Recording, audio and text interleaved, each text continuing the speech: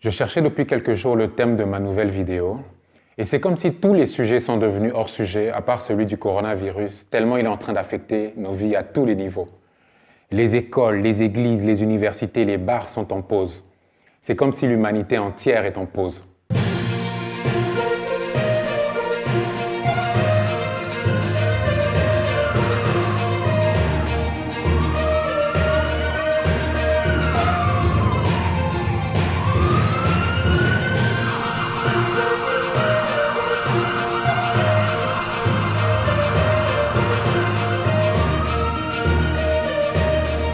Congolaises et Congolais, chers compatriotes, l'heure est grave.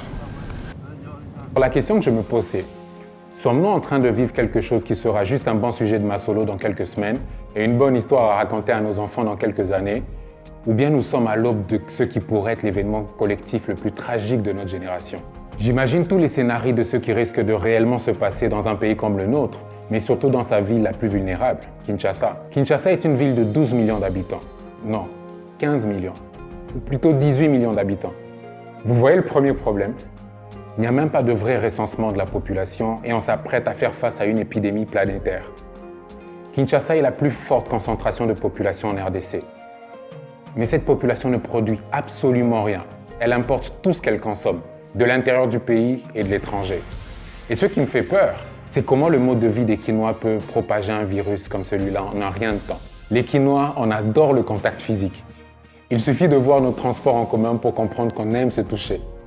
Et la recommandation principale pour éviter la propagation de ce virus, c'est le distancement social.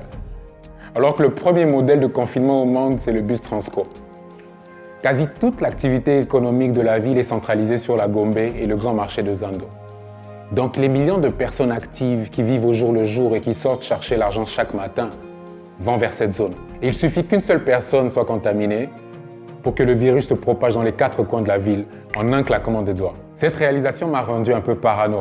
Alors je voulais en savoir un peu plus sur cette pandémie parce que se limiter aux statuts WhatsApp, aux rumeurs et aux tweets de personnes qui ne cherchent qu'à faire le buzz ne contribue franchement qu'à augmenter la désinformation et la psychose générale. Alors je suis allé regarder différentes publications et interventions du docteur Michael Oosterholm, un épidémiologiste de renommée mondiale et qui est l'une des voix les plus crédibles sur la question du Covid-19. Et j'ai appris de lui, 1.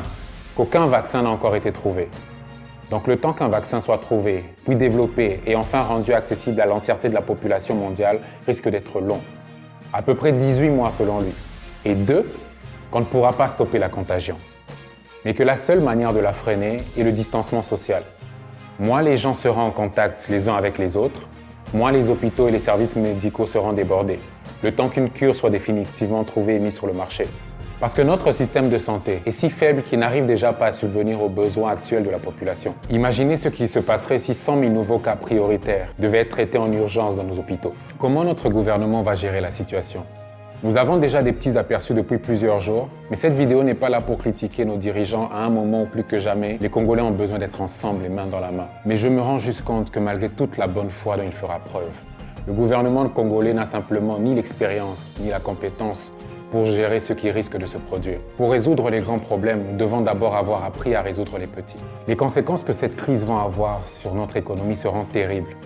Et j'ai la crainte que le coronavirus ne soit pas simplement une crise sanitaire qui risque de faire des milliers de morts. La RDC est extrêmement dépendante de la production internationale. La Chine principalement, l'Inde, le Liban et certains pays voisins constituent la majorité de notre consommation locale. Donc dans le cas où les importations de ces pays vers le nôtre s'arrêtent ou sont ralenties, on va avoir une importante inflation sur les coûts de tout ce que nous consommons au quotidien dans un pays où le pouvoir d'achat est déjà très faible. Et si la situation empire et que les entreprises aussi soient forcées d'arrêter de tourner, que la production de richesses s'arrête et qu'on se retrouve dans une vraie quarantaine prolongée, on va courir un risque énorme d'émeutes et de pillages dans la capitale et dans les autres villes comme en 1991. Je prie que ce scénario ne se limite qu'à mon imagination. À ce stade, tout ce que nous pouvons faire, c'est être patients. Ne pas nous laisser contaminer par la psychose générale et prendre la situation très au sérieux. Avoir un comportement exemplaire, espérer que nos dirigeants vont gérer la situation du mieux possible et attendre. Attendre que Dieu, les États-Unis ou la Chine trouvent une solution pour nous débarrasser définitivement de ce fléau. Au finish, peut-être que la seule chose positive à tirer de cette situation, c'est que nous avons là une belle opportunité de faire une pause, de reconnecter avec nos proches, mais aussi de repenser notre mode de vie, de redéfinir nos priorités.